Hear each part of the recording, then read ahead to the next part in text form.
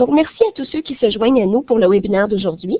J'aimerais aussi remercier les agences de financement de Cochrane Canada, sans lesquelles ces webinaires ainsi que les activités de formation, les revues systématiques et le renforcement des capacités ne verraient pas le jour. Donc, merci aux IRSC pour leur support. J'aimerais aussi remercier PAHO, qui donne si gentiment accès aux logiciels utilisés pour les webinaires, et un remerciement spécial à Louis-Gabriel Cuervo, qui produit des vidéos de nos webinaires.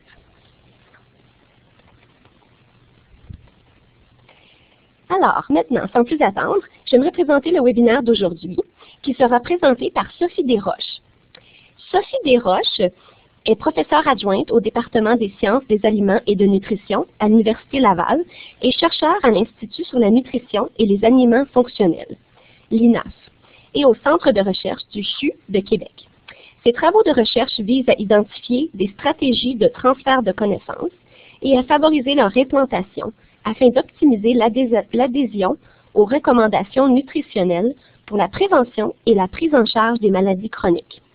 Elle a participé à la rédaction de 3 revues systématiques de la littérature et elle est la première auteure de la revue systématique Cochrane intitulée Interventions to Enhance Adherence to Dietary Advice for Preventing and Managing Chronic Diseases in Adults.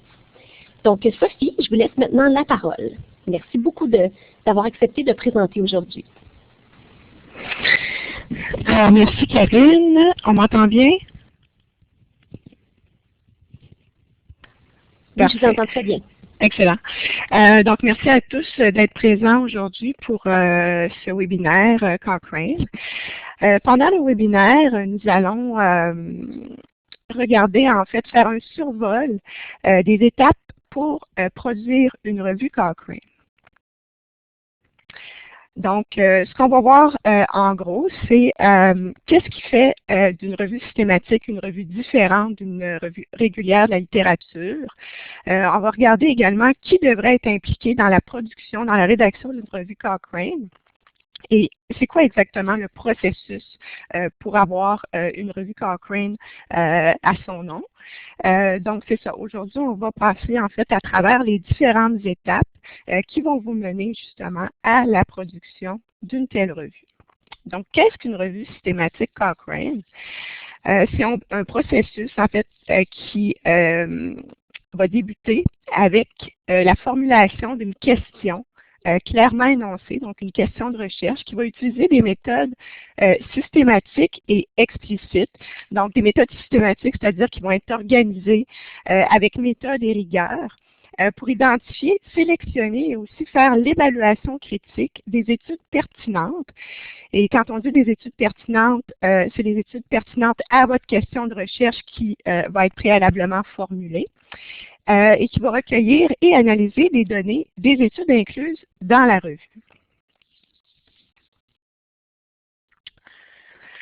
Pourquoi est-ce qu'on fait des revues systématiques? En fait, il y a 3 raisons principales. La première est pour avoir une voie d'accès efficace aux données de recherche. Donc, il y a tellement de littérature qui existe en santé sur différentes questions de recherche que c'est difficile pour, par exemple, les professionnels de la santé, les patients, les décideurs politiques, de lire tous les articles qui vont être publiés sur un sujet donné. Donc, les revues de type Cochrane, ou en fait, les revues systématiques permettent justement de sauver du temps parce qu'on retrouve à un même endroit une synthèse de toutes les études qui vont avoir été publiées ou non sur une question de recherche spécifique. Donc, ça va permettre de sauver du temps. Et aussi, ça va permettre de faciliter l'évaluation critique de la littérature sur un sujet donné. Parce que, bon, soit les professionnels de la santé ou les patients, les consommateurs et même les décideurs politiques, par exemple, n'ont pas nécessairement le temps pour lire tous les articles sur une question de recherche donnée, mais aussi n'ont pas nécessairement tous les mêmes habiletés ou des habiletés suffisantes en lecture critique. Et donc, dans les revues systématiques, il y a habituellement une évaluation critique de chacune des études incluses. Donc, ça permet de faciliter, en fait, la compréhension aussi des résultats Et donc, le prochain point, c'est ça, l'interprétation des résultats va être facilitée par une revue systématique, puisqu'on retrouve encore une fois toutes les données, une synthèse des données pertinentes à notre question de recherche au même endroit. Donc, la deuxième raison, c'est que ça nous permet, encore une fois, à un même endroit, de pouvoir évaluer ou d'explorer les différences entre différentes études qui vont traiter d'une même question. Ça va nous permettre d'identifier des facteurs qui vont influencer, par exemple, l'effet d'une intervention, parce qu'on va pouvoir comparer les différentes études. Et ça va être différent, évidemment, de si on avait seulement accès à une seule étude, donc qui ne nous donne pas une vue d'ensemble de la question de recherche. Et troisièmement, ça nous permet d'avoir une base fiable pour la prise de décision. Premièrement, parce que les revues systématiques, les études qui sont incluses dans les revues systématiques sont sélectionnées de façon non biaisée et l'information qui est recueillie, c'est de l'information qui est pertinente à notre question de recherche puisqu'elle aurait été préalablement formulée de façon précise. C'est utile pour les soins de santé, donc pour les professionnels de la santé, pour les politiques de santé. Ça peut être utile aussi pour la recherche future parce qu'un chercheur peut utiliser une revue systématique Cochrane, par exemple, pour voir où sont les lacunes au niveau d'une problématique là, en santé, au niveau de différentes interventions. Est-ce qu'on manque d'interventions sur un sujet donné? Est-ce qu'on manque d'études qui vont avoir été effectuées selon un devis expérimental précis, comme par exemple des études randomisées contrôlées? Est-ce qu'on aura fait assez d'interventions sur un large éventail de la population, c'est-à-dire est-ce qu'on aura étudié suffisamment les hommes, les femmes, les enfants dans certains cas, pour avoir une bonne idée de l'effet d'une intervention en particulier. Donc, les chercheurs peuvent également s'inspirer des revues systématiques pour voir où sont les lacunes et où devrait être mis l'emphase sur les prochaines, sur des recherches futures.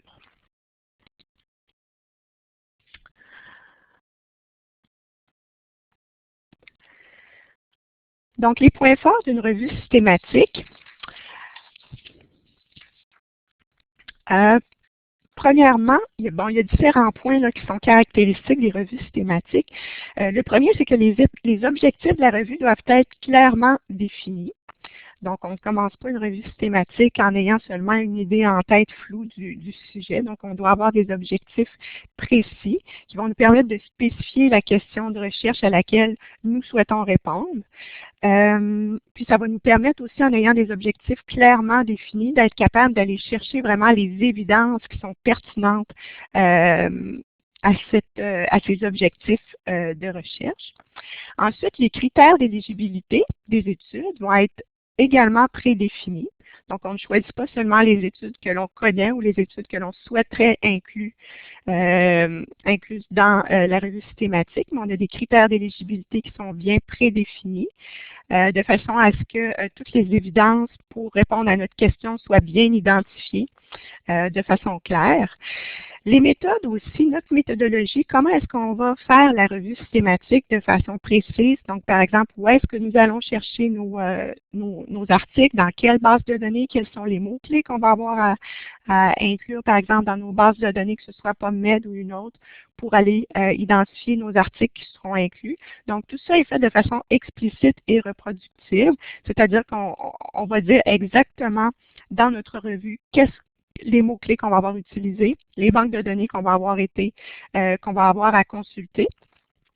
Et ces méthodes-là, pourquoi on fait ça de cette façon-là? C'est qu'une autre personne, entre autres, pourrait utiliser la même méthodologie que nous et devrait, en théorie, une personne qui répéterait ce qu'on a fait devrait arriver aux mêmes conclusions. Puis, si la personne n'arrive pas aux mêmes conclusions, elle devrait du moins être capable d'identifier pourquoi elle n'arrive pas aux mêmes conclusions. Donc, probablement en raison, par exemple, d'une différence dans la méthodologie qui pourrait avoir été effectuée. Donc, la recherche, elle est systématique, c'est-à-dire qu'elle est organisée avec méthode et avec rigueur. Donc, il n'y a rien qui reste dans le flou avec une revue systématique. Ensuite, un autre point fort, c'est qu'on va évaluer la validité des études qui sont incluses. On va évaluer le risque de biais aussi de chacune des études qui sont incluses. Ensuite, il y aura une synthèse des évidences, une synthèse des résultats que nous allons avoir obtenus en incluant les articles qui auront été identifiés et critiqués. Et ensuite, il y a la présentation des résultats.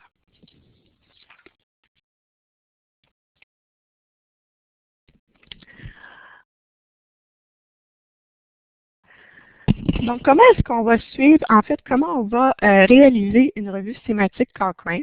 Donc, nous allons tout d'abord suivre des méthodes rigoureuses, donc telles que décrites dans le manuel électronique Cochrane. Donc, c'est le handbook, le Cochrane Handbook for Systematic Reviews of Interventions. C'est le guide vraiment qui est essentiel pour toute personne qui souhaiterait produire, développer, rédiger une revue Cochrane. Il faut également utiliser le programme de gestion de revue qui s'appelle RevMan. On va en parler un petit peu plus tard dans la présentation. Mais la base, c'est vraiment ce manuel électronique Cochrane que vous pouvez retrouver à l'adresse que vous voyez sur la diapositive ici. Donc, le manuel est disponible gratuitement. Vous pouvez le télécharger sur votre ordinateur et il inclut vraiment toutes les informations dont vous avez besoin pour rédiger une revue Cochrane. Donc, vous allez trouver en détail toutes les méthodes qui sont utilisées pour développer la revue. Et, mais à travers la présentation aujourd'hui, on va vous donner différentes références là, au chapitre, par exemple, des revues Cochrane que vous pourrez consulter. On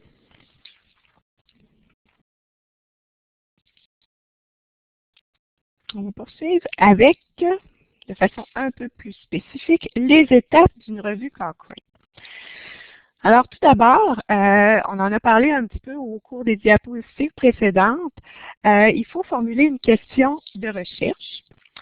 Donc, cette question-là de recherche va habituellement provenir de vos intérêts de recherche. Donc, un sujet que vous voulez développer, un sujet dans lequel vous avez une expertise que vous voulez continuer de développer. Et donc, la semaine prochaine aussi, on va en parler tout à l'heure, mais il y aura un webinaire justement sur la formulation de la question de recherche de façon plus spécifique qui pourra vous aider à démarrer votre revue. Une fois que la formulation, que vous avez bien formulé votre question de recherche, vous devez définir les critères d'éligibilité. Donc, parmi ces critères-là, vous pouvez retrouver, par exemple, les types d'études que vous allez inclure dans votre revue. Ça peut être les types de participants que vous allez inclure. Est-ce que c'est la population en général? Est-ce que c'est des gens? Et ça, vous allez avoir quelques réponses à ces questions-là à partir de votre question de recherche. Donc, est-ce que c'est la population en général? Est-ce que c'est les enfants, les hommes, les femmes, les gens atteints d'une maladie en particulier? Ça peut être aussi l'âge des participants qui vont entrer dans les critères d'éligibilité. Le type d'intervention également, comment vous définissez votre intervention. Vous allez devoir également planifier les méthodes que vous allez utiliser. Donc, parmi les méthodes, on peut inclure les stratégies de recherche. Et là, on parle de stratégie de recherche dans les banques de données, comment vous allez identifier les études que vous allez inclure dans votre revue Cochrane. Ensuite, on a la recherche des études. La recherche des études va se faire dans les différentes banques de données que vous aurez identifiées. On peut aussi rechercher des études dans la littérature grise. Par exemple, vous pouvez regarder aussi, identifier des études par des si vous avez des résumés qui ont été publiés dans des actes de colloques, de congrès scientifiques qui sont vraiment très, très, très pertinents, pointus à votre question de recherche, vous pouvez identifier des études qui sont en cours à ce moment-là. Ensuite, une fois que vous aurez trouvé vos études, vous allez appliquer les différents critères d'éligibilité pour identifier celles qui pourront être incluses dans votre étude. Vous allez compiler les données. Habituellement, c'est avec une grille d'extraction, par exemple, que vous pouvez faire dans un logiciel comme Excel, où vous allez inclure là, les différentes caractéristiques des études que vous voulez prendre en compte et que vous allez ensuite discuter dans votre revue Cochrane, donc dans vos résultats. Donc, ça peut être, par exemple, dans quel pays l'étude a été effectuée. Vous allez définir la population de chacune des études, l'intervention qui a été effectuée, les résultats. Donc, vous allez avoir des issues primaires, donc en anglais, les primary outcomes. Vous allez avoir des issues secondaires que vous pouvez avoir, que vous pouvez aller chercher aussi dans vos différentes études. Et tout ça va être compilé dans une grille d'extraction. Donc, c'est l'étape ici que vous voyez sur la diapositive qui s'appelle « Compiler les données ». Ensuite, vous aurez à évaluer le risque de biais des études incluses. Et ensuite, vous aurez à analyser et présenter les résultats. Donc, comme un article scientifique, vous allez avoir une section résultats, où là, vous allez discuter de chacune des études qui auraient été incluses dans la revue systématique. Et par la suite, vous aurez à interpréter les résultats et tirer des conclusions. Donc, est-ce que cette intervention-là est bénéfique ou non pour une question de santé, pour une condition de santé donnée? Et finalement, une particularité des revues Cochrane, c'est qu'à tous les 2 ans environ, on demande aux auteurs de mettre à jour, d'améliorer, de mettre à jour la revue. Parce qu'il y a des études qui auront été publiées éventuellement, donc dans un espace de 2 ans, des études qui auront été publiées sur votre question de recherche. Et ça se pourrait que si vous incluez ces études-là dans votre revue, peut-être que les conclusions vont être modifiées et c'est important pour les patients, pour les professionnels de la santé, d'avoir accès aux dernières données scientifiques par rapport aux différentes interventions en santé. Donc, habituellement, c'est aux 2 ans qu'une revue systématique va être mise à jour. Pour certaines questions de recherche où il y a vraiment beaucoup de données qui sortent au cours des 2 ans, bon, ça se pourrait qu'une revue systématique soit mise à jour plus rapidement que 2 ans, ou ça se pourrait également que les revues systématiques soient mises à jour. Ça peut prendre un petit peu plus que 2 ans si on a vraiment une question de recherche, une thématique pour laquelle il n'y a vraiment pas beaucoup d'études. J'ai une question ici. J'imagine qu'on publie après avoir interprété les résultats. Tout à fait. L'interprétation des résultats va se faire. Puis ici, quand vous voyez analyser et présenter les résultats, c'est probablement au niveau de la section résultats de la revue systématique même. Donc, présentation des résultats dans la revue et l'interprétation des résultats peut être, par exemple, dans la section discussion. Donc, on ne parlait pas nécessairement de présentation des résultats ailleurs. Je ne sais pas si je réponds bien à la question.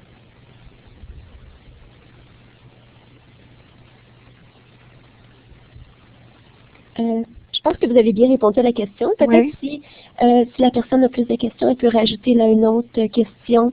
Parfait. Dans la boîte de discussion. Donc, j'imagine qu'on publie après avoir interprété les résultats. Ah, OK, oui, je comprends la ligne bleue. Publié avant, oui, c'est ça. Oui. Donc, exactement, ça pourrait être peut-être plus après la conclusion, vous avez raison. Donc, la publication de la revue se fait évidemment après interprétation des résultats et après qu'on ait pu tirer les conclusions. Merci. J'avais également une autre question. Oui. Donc, il y a Erin qui demandait quelle étape prend le plus de temps dans les étapes d'une revue Cochrane? J'imagine que ça dépend des équipes de recherche. Bon, dans mon cas, je dirais que bon, il y a l'enregistrement du titre, habituellement, c'est pas très long, ça peut prendre quelques mois. Donc, nous, dans notre cas, ça avait pris environ 2 mois. Bon, j'avais écrit les documents dont on va parler un petit peu plus tard. Ça avait pris environ 2 mois. Ensuite, il y a la publication du protocole. Le protocole demande un petit peu plus de réflexion parce qu'il faut vraiment être certain d'avoir bien identifié, d'avoir bien défini nos critères d'éligibilité, planifier nos méthodes, puis avant de publier le protocole, il y a vraiment un processus aussi d'évaluation qui se fait par des réviseurs scientifiques, mais aussi par des consommateurs qui peuvent avoir des choses à dire, là, surtout comme nous, on avait une intervention qui s'adresse vraiment aux consommateurs, aux patients. Donc, il peut y avoir des patients qui sont sur le groupe aussi de réviseurs. Puis, il nous faut réfléchir beaucoup. Donc, à ce moment-là, avant de publier le protocole, je crois que nous, on a dû renvoyer le protocole peut-être au moins 2 fois on a eu au moins 2 révisions où là, on nous demandait vraiment de préciser notre pensée et ça peut être un petit peu plus long. Donc, je dirais que ça avait pris peut-être peut-être 8 mois, 9 mois. Et finalement, avant de publier la revue, ça avait pris au moins, je dirais au moins 2 ans. Et tout dépend encore une fois du nombre d'études que vous allez avoir à inclure dans votre revue systématique. Dans notre cas, on avait 38 études, mais selon la thématique, vous pouvez avoir seulement 2 études peut-être à inclure dans votre revue. Donc à ce moment-là, ça prend évidemment un petit peu moins de temps. Mais bon, je dirais que ça dépend des thématiques, mais ce qu'on dit en général, c'est environ, je crois en moyenne 2 ans total pour passer à travers du processus. Qui révise les protocoles? Donc, ça va être des chercheurs qui sont des experts là, au niveau de votre thématique de recherche. Il peut y avoir également des gens, et on va en parler tout à l'heure, des gens qui vont faire partie de votre groupe Cochrane auquel vous aurez été assigné. Donc, c'est un groupe thématique. À ce moment-là, nous, on avait par exemple un spécialiste au niveau des stratégies de recherche, même si on avait un co-auteur qui était spécialiste de l'information. Il y avait quelqu'un aussi au niveau du groupe Cochrane qui faisait partie des réviseurs. Et comme je disais tout à l'heure, il peut y avoir aussi des consommateurs, donc des patients, qui vont avoir à subir, si vous voulez, les interventions que nous, on va synthétiser. Et ils peuvent, par exemple, nous dire, ah, mais vous n'avez pas pensé de regarder telle issue secondaire, parce que pour un patient, ça peut être intéressant d'avoir cette information-là. Donc, il va y avoir des consommateurs sur le groupe de réviseurs. Et évidemment, il y a un éditeur qui nous est assigné. Cette personne-là est habituellement aussi, c'est un chercheur. Et vous pouvez avoir des professionnels de la santé. Donc, ça peut être des professionnels de la santé qui sont appelés à fournir ces interventions-là à des patients et ils peuvent aussi avoir des points intéressants à soulever, même au niveau du protocole, pour nous faire penser, encore une fois, comme pour les patients, là, aux issues secondaires, peut-être à aller évaluer ou même de préciser notre tissu primaire. Donc, comme nous, comme chercheurs, si on peut avoir des bonnes idées devant notre ordinateur, mais c'est les gens aussi qui sont sur le terrain qui peuvent nous aider à mieux préciser notre pensée. Puis même au niveau du protocole, on peut avoir des commentaires qui nous permettent de modifier un peu pas nécessairement notre question de recherche, mais peut-être plus au niveau, la question de recherche va être à ce moment-là plus évaluée au niveau de l'enregistrement du titre, mais ça peut être plus au niveau de, par exemple, des critères d'éligibilité, des choses comme ça. Donc, je vais passer à la prochaine diapositive. N'hésitez pas si vous avez d'autres questions. Donc, comment est-ce qu'on démarre la revue? Puis je vous en ai parlé un petit peu par la force des choses dans les autres diapositives précédentes. Mais bon, il y a environ 5 étapes pour commencer qui nous mènent à l'enregistrement du titre. Donc, premièrement, cibler le sujet, donc qui va avec la formulation de la question de recherche. Identifier l'équipe d'auteurs, identifier le groupe de revue Cochrane approprié, contacter le groupe de revue Cochrane approprié et finalement enregistrer le titre. Donc, on va passer à travers chacune de ces étapes-là au cours des diapositives qui vont suivre. Donc, premièrement, cibler le sujet. Donc, comme je disais tout à l'heure, vous allez avoir un cours, en fait, ceux qui sont intéressés. La semaine prochaine, donc, il y a un webinaire qui est justement sur le développement de la question de recherche. Donc, des exemples ici de questions de recherche qui peuvent être pertinentes pour une revue Cochrane. Alors, ce qu'on peut évaluer, c'est l'efficacité d'une intervention, l'efficience d'une intervention. Donc, en anglais, ce serait efficacy et effectiveness. Donc, la différence étant que l'efficacité, c'est souvent dans des conditions idéales. Donc, est-ce qu'une intervention est efficace dans des conditions idéales? Est-ce qu'elle apporte des bénéfices dans des conditions idéales? Ou souvent on a des participants qui vont être vraiment, pour lesquels il y aura des critères d'éligibilité très pointus, très bien définis. Et efficience ou effectiveness en anglais va être plutôt pour des interventions, pour voir si des interventions sont bénéfiques dans des situations, si on pourrait dire ordinaires, ou plutôt dans des situations, par exemple, de vraie vie, où là on a des participants qui sont moins pour lesquels les critères d'éligibilité, les critères d'inclusion dans une étude sont moins pointus. Ça peut être au niveau de la précision d'un test diagnostique, par exemple, l'efficacité d'un test pour diagnostiquer une maladie quelconque. Ça peut être pour un pronostic et ça peut être des interventions aussi plutôt méthodologiques. Mais ce n'est pas pour évaluer, pour synthétiser la recherche sur l'incidence de maladies, la prévalence, ni pour faire des associations, pour synthétiser des associations. Donc, il n'y a pas d'études d'observation qui sont incluses dans une revue Cochrane, c'est vraiment des interventions en santé qui vont être incluses.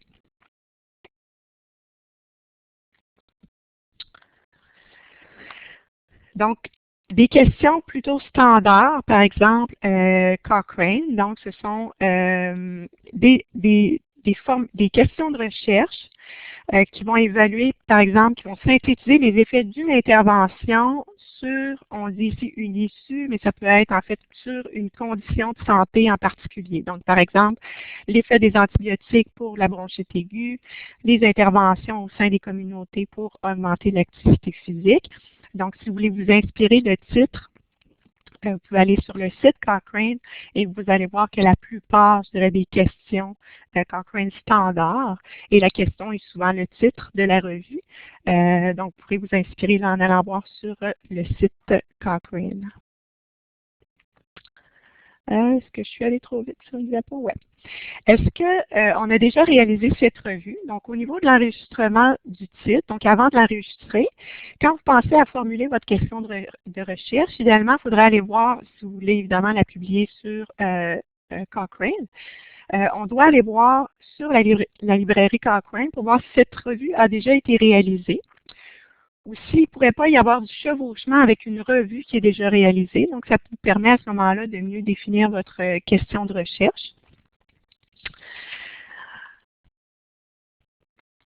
Ensuite, vous pourrez identifier quand vous pensez que votre question de recherche n'a jamais été publiée dans une revue systématique Cochrane. Vous pouvez penser à l'équipe d'auteurs que vous voudriez impliquer dans votre revue systématique. Donc ici, on peut faire un brassage d'idées si vous voulez. Quels facteurs pensez-vous devraient être considérés lors du choix des auteurs? Et vous pouvez mentionner vos différentes réponses dans la fenêtre discussion en ligne ou chat room. Je vais vous laisser quelques secondes, peut-être une minute, pour poser vos questions. En fait, me mentionner s'il y a des facteurs que vous pensez qui devraient être considérés.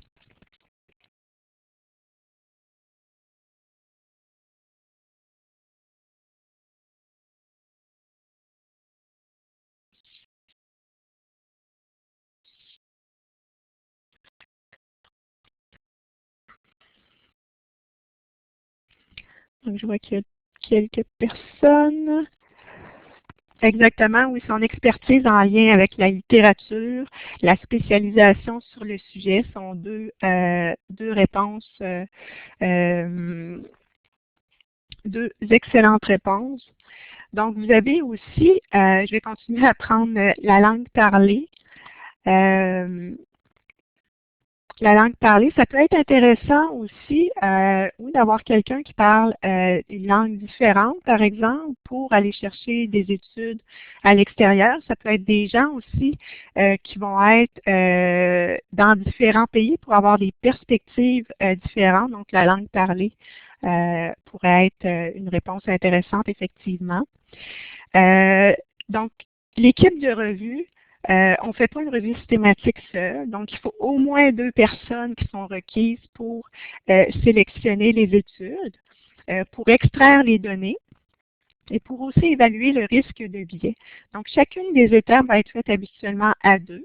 Donc, une fois qu'on aura, par exemple, identifié les titres des articles, par exemple, une fois qu'on aura mis nos mots-clés dans une banque de données, par exemple PubMed, on va avoir différentes études à évaluer. Et donc là, on peut à ce moment-là, ce qu'on appelle, bon, screener les titres, c'est pas le bon mot en français, mais disons, sélectionner les études en évaluant les titres et les résumés. Et cette étape-là se fait à 2 personnes. Donc, ça nous permet d'être certain, ou en fait d'être davantage certain de ne pas avoir oublié d'études. Et parfois, il peut y avoir des désaccords, mais à ce moment-là, on revient ensemble, les deux évaluateurs, et on peut dire, bon, pourquoi toi tu l'aurais inclus, pourquoi toi tu ne l'aurais pas inclus. Donc, ça fait un processus vraiment plus complet. Ça peut être justifié aussi d'avoir plusieurs personnes dans l'équipe de la revue pour avoir différentes expertises. Donc là, dans vos réponses, vous aviez la spécialisation sur le sujet, l'expertise en lien avec la thématique de la revue. Donc, effectivement, si on parle d'une intervention en santé en particulier avec des patients qui ont une condition de santé particulière, donc on peut avoir des gens avec des expertises cliniques, donc une expertise qui serait plus thématique sur le sujet. C'est bien aussi d'avoir quelqu'un qui va avoir une expérience au niveau des méthodes, au niveau de la statistique. Moi, je fais une différence entre méthodes et statistiques, comme par exemple sur notre revue, on avait des gens qui étaient qui avaient une expertise de la méthodologie Cochrane, donc qui avaient déjà publié des revues Cochrane, qui pouvaient nous aider dans le processus. Et on avait aussi un des co-auteurs qui était biostatisticien, qui nous a aidé grandement là, pour l'analyse de nos données. C'est bien aussi d'avoir la perspective des usagers, donc pour qui les gens, pour qui votre revue Cochrane va être utile. Donc, ça peut être des professionnels de la santé, ça peut être des patients, ça peut être des gens qui vont développer, par exemple, des interventions de formation au niveau des professionnels de la santé.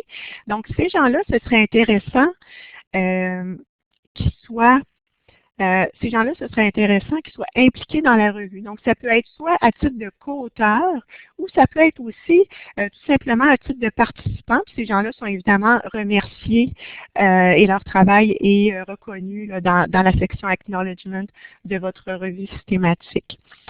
Et comme je disais tout à l'heure, donc une personne qui peut avoir de l'expérience au niveau Cochrane. Est-ce que c'est une question ici, le groupe méthodologie Cochrane est systématiquement sollicité? Donc, nous, on n'avait pas sollicité le groupe méthodologie Cochrane. On avait des gens sur notre équipe qui avaient cette expertise-là, qui avaient une expertise suffisante pour nous aider, mais ça n'empêche pas si vous avez des questions peut-être plus particulières, plus spécifiques au niveau d'une méthodologie Cochrane, peut-être de parler à ce groupe-là.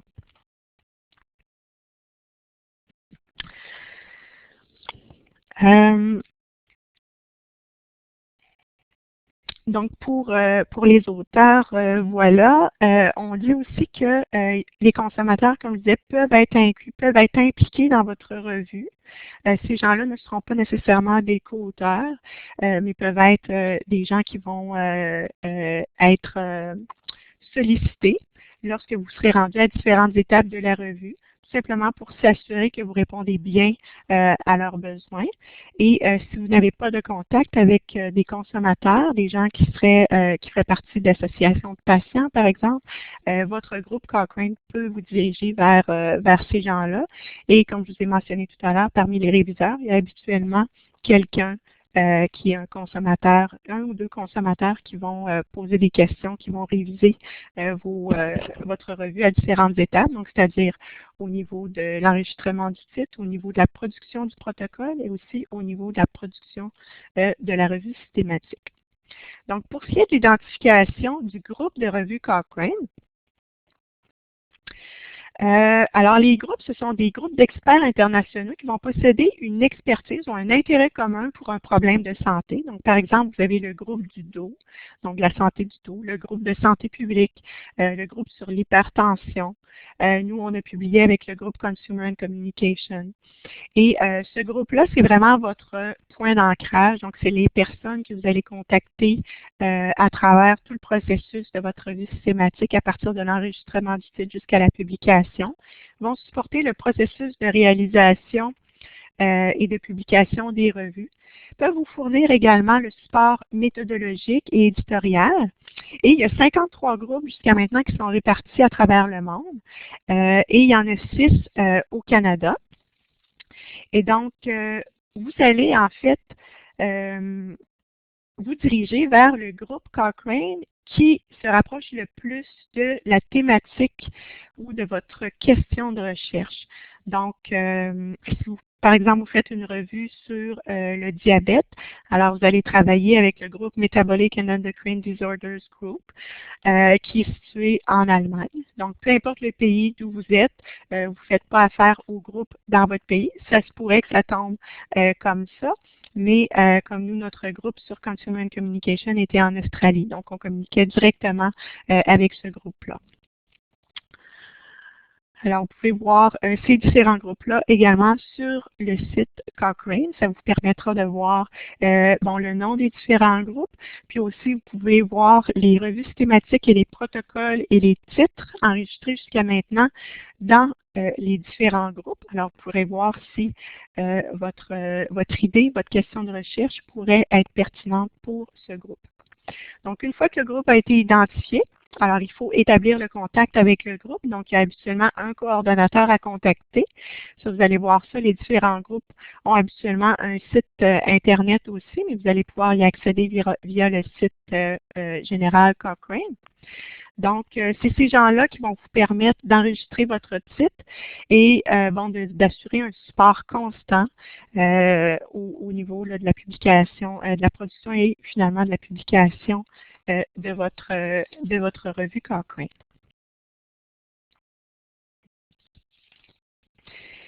Donc, l'étape plus spécifique de l'enregistrement du titre, alors vous devez vous procurer le formulaire d'enregistrement. Avant de le remplir, c'est bon d'avoir communiqué avec le groupe Cochrane pour s'assurer qu'ils sont intéressés avec votre question de recherche, pour s'assurer que vous avez communiqué avec le bon groupe, parce que c'est bien d'avoir toujours, d'avoir la bonne personne ressource à qui s'adresser. Donc, une fois que un groupe Cochrane vous aura dit oui, votre question de recherche est pertinente et nous serions intéressés à avoir une revue systématique sur cette thématique-là, vous pourrez remplir le formulaire d'enregistrement. Donc, ici, vous avez la première page sur la diapositive. Et dans ce document, vous aurez différentes choses à remplir. Donc, le plan, c'est en fait le plan de travail de votre revue. Donc, vous répondrez à différentes questions. Donc, qui, c'est-à-dire qui seront votre équipe d'auteurs, où, quand, comment. Et on va voir de façon un petit peu plus spécifique au cours des diapositives suivantes, qu'est-ce qu'il va y avoir dans ce formulaire d'enregistrement de titre. Donc, on va faire un petit sondage. Vous vous souvenez de l'icône qui est en haut, à votre gauche de votre écran avec le petit A. Donc, on aimerait savoir à quel stade en êtes-vous pour ce qui est de l'enregistrement, par exemple, de votre titre ou au niveau de votre revue systématique Cochrane. Donc, la lettre A, je suis un auteur Cochrane enregistré, travaillant sur mon protocole ou ma revue. Réponse B, pour l'instant, j'en suis à l'enregistrement de mon titre. Réponse C, je suis susceptible de soumettre un formulaire d'enregistrement de titre au cours de la prochaine année. Et réponse D, je me familiarise avec les formulaires d'enregistrement de titre. Donc, on va vous laisser quelques secondes pour répondre et on va vous donner les réponses du sondage dans quelques secondes.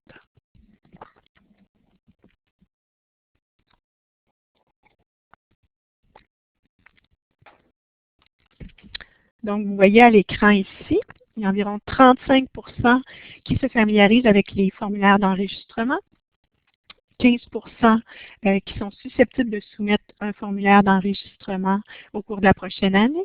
Et on a 15% aussi de personnes qui ont un titre enregistré, qui travaillent présentement sur leur protocole ou sur leur revue. Et on a 35 personnes qui n'ont pas répondu. Alors, c'est peut-être des personnes qui commencent à penser à éventuellement développer une question de recherche.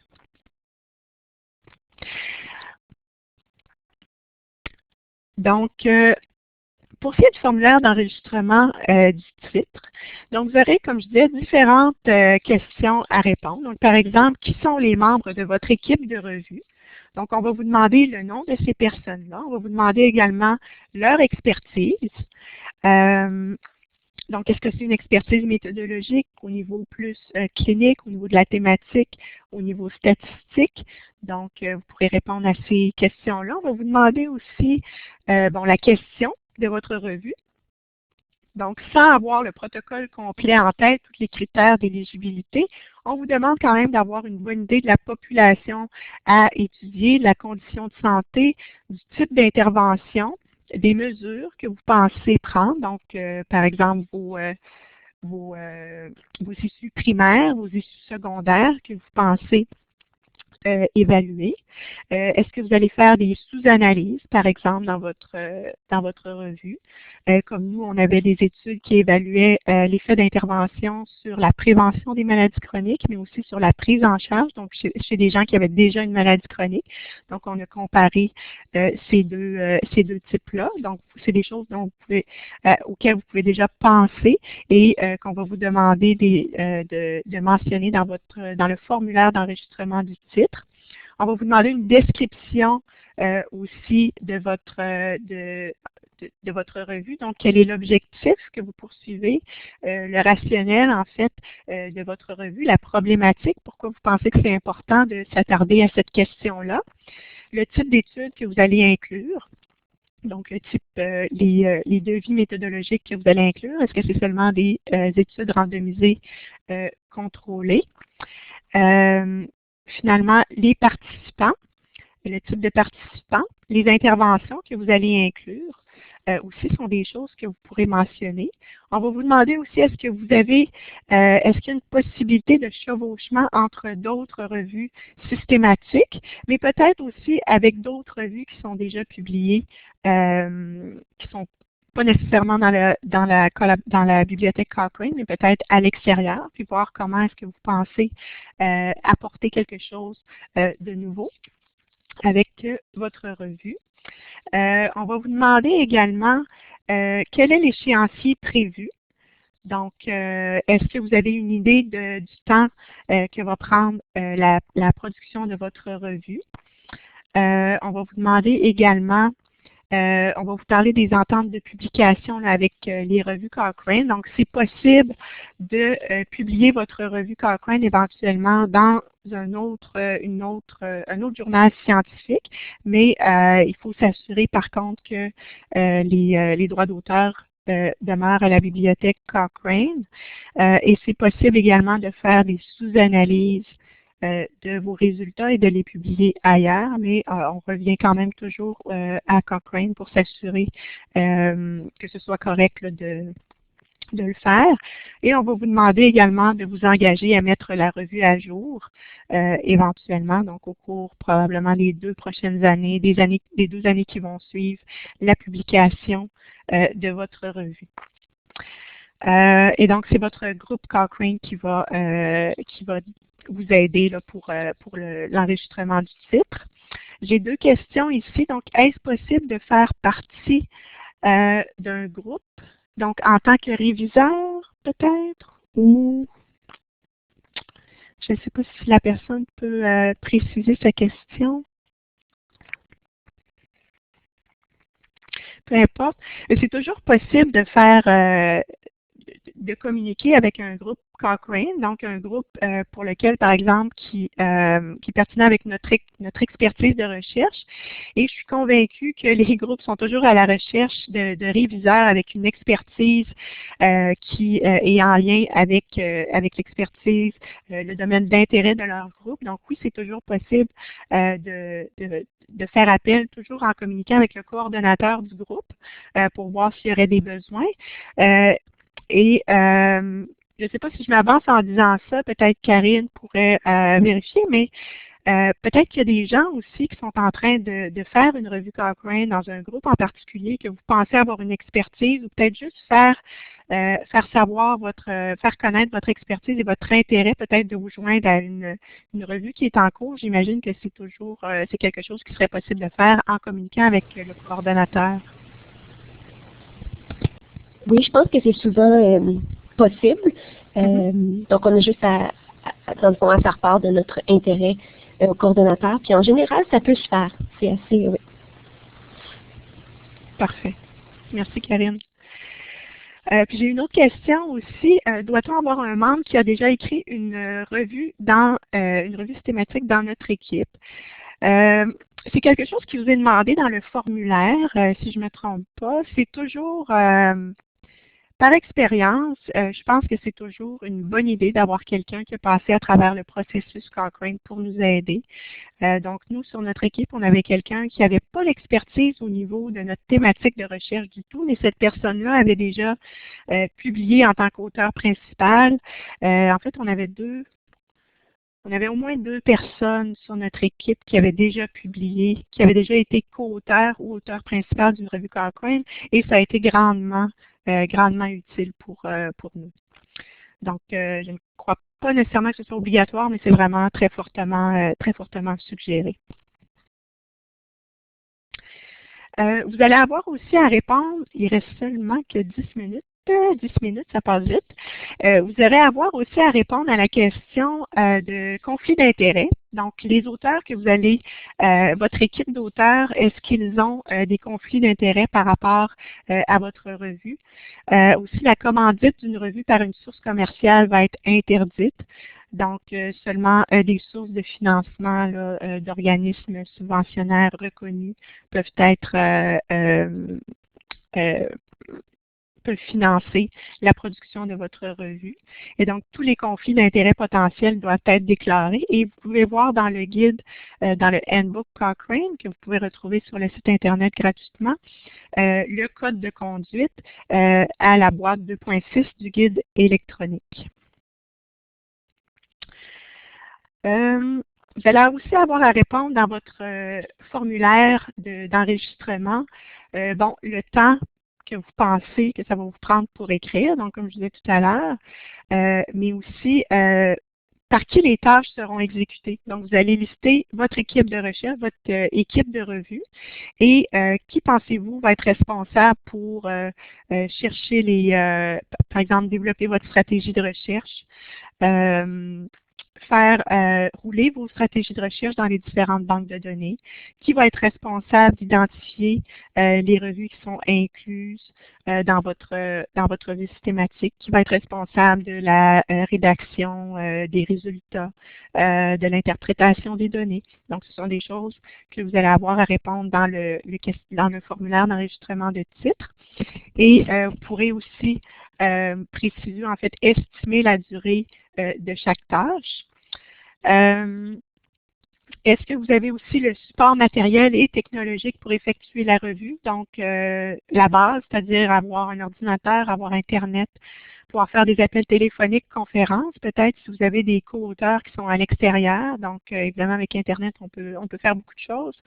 Est-ce que vous avez accès à des banques de données? Donc, pour les gens qui sont à l'intérieur d'université, c'est pas nécessairement un problème, l'accès à des bases de données, bien que nous n'ayons pas toujours accès à toutes les banques de données qui seraient utiles pour notre revue.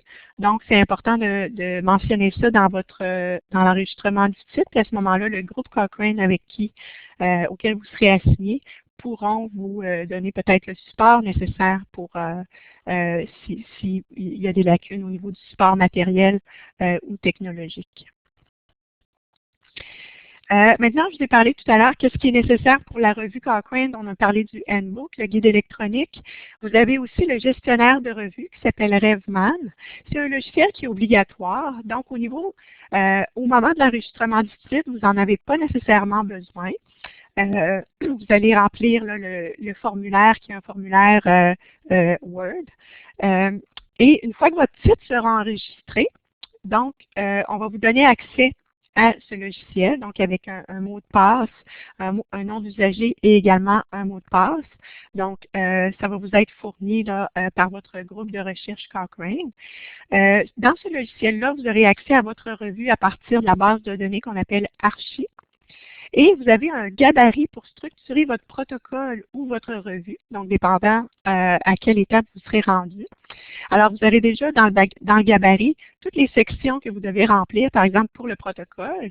Vous allez avoir toutes les sections à remplir pour la revue, mais évidemment, vous n'aurez pas à remplir, par exemple, la section résultats et discussions parce que vous n'êtes pas rendu encore là au niveau du protocole. Vous n'aurez pas encore fait la sélection des études, etc. Mais donc, à chaque étape, vous allez avoir le gabarit.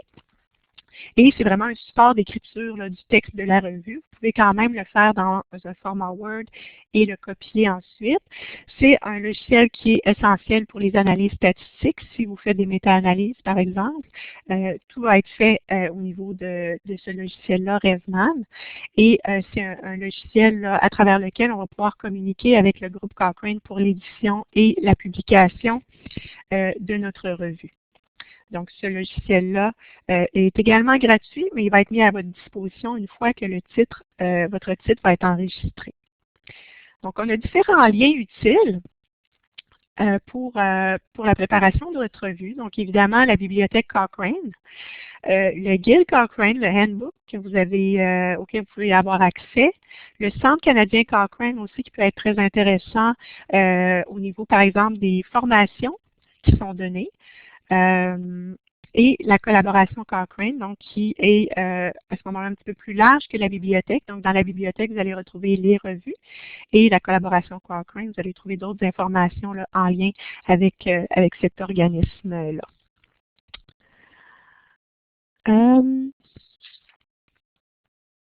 Donc, en terminant, ce qu'on aimerait vous laisser comme message, c'est que les revues Cochrane visent à fournir de l'information fiable en support à la prise de décision en matière de santé. Votre principal point d'ancrage, c'est le groupe de revues Cochrane qui est le plus près de votre thématique de recherche. Donc, à travers tout le processus, c'est ces gens-là avec lesquels vous allez communiquer et vous avez habituellement une personne, un coordonnateur qui va être vraiment votre personne ressource. Et en fait, l'expérience qu'on a eue, nous, avec notre revue, c'est que c'est des gens qui sont vraiment très, qui ont une expertise vraiment très grande au niveau des revues Cochrane, puis ils répondent très rapidement à nos questions de façon toujours très cordiale. Et les premiers éléments à mettre en place, l'équipe, les ressources et aussi votre question de recherche. Donc, vous allez pouvoir avoir une petite formation la semaine prochaine. Et on a une bonne question ici. Comment avez-vous financé votre revue? Personnellement, nous, on a eu une subvention pour une synthèse des connaissances, donc le concours synthèse de connaissances des Instituts de recherche en santé du Canada, qui ont permis de financer une bonne partie là, de notre revue. Donc, le concours de synthèse est un concours qui a lieu, pas que je veux faire de la publicité pour les IRSC, mais habituellement, je crois, 2 fois par année. Donc, à l'automne, une fois à l'automne et une fois au printemps. Oui, une formation de 3 jours prévue en septembre à Québec, probablement.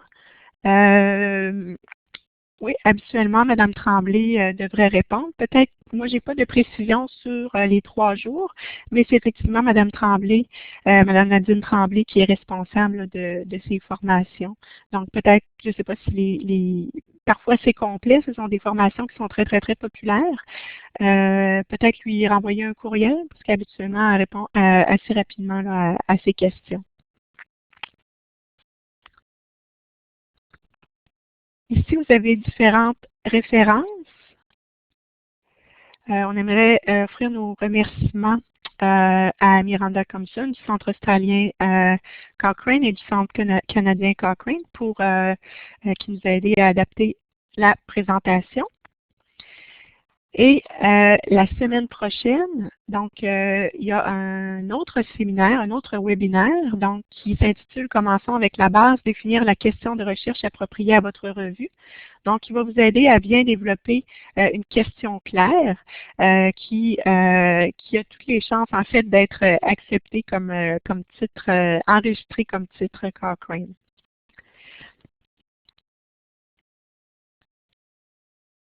Les coordonnées de Mme Tremblay, je ne sais pas si je peux les donner ici comme ça ou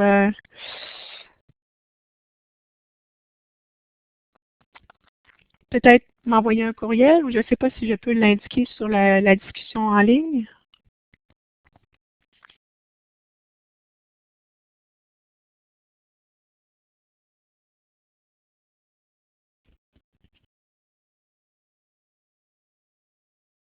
Parfait. Vous pouvez m'envoyer un courriel à ce moment-là.